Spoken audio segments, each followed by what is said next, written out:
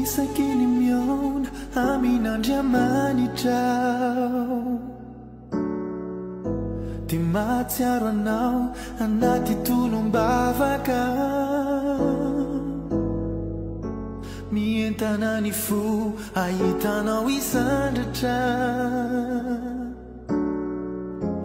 ahitanao ifo ahitanao iakatra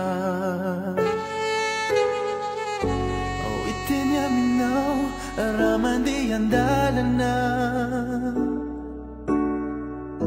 ny anarany Jesosy no indro tazana dia ampamirapiratra ny tavany aminao ka naiza naiza le fikasana atao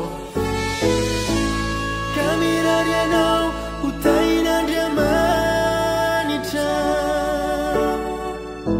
tononiko aminao ny fahazarany lanitra ny fanotronany no anotrona anao ka ny herini ho herinao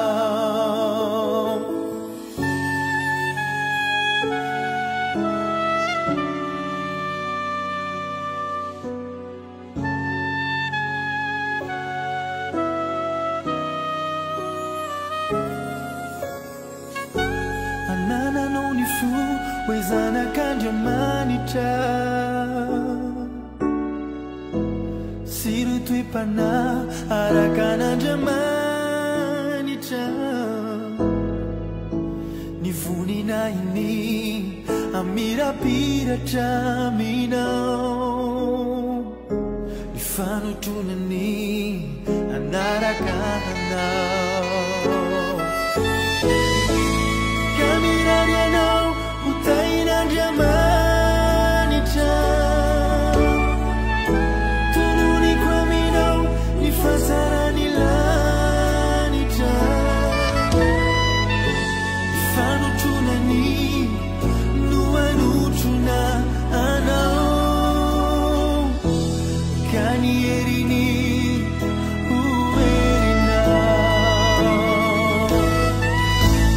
ka mirary anao ho tain'Andriamanitra tononiko aminao ny fahazarany lanitra ny fanotronany no anotrona anao ka ny herini ho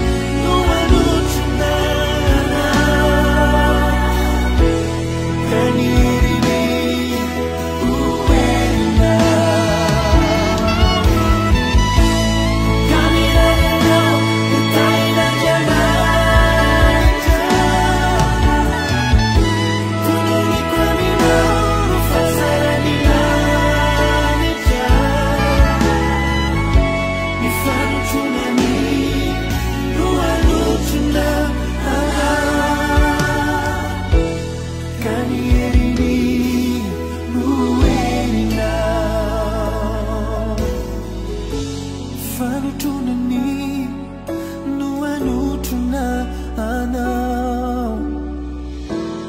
ka ny herini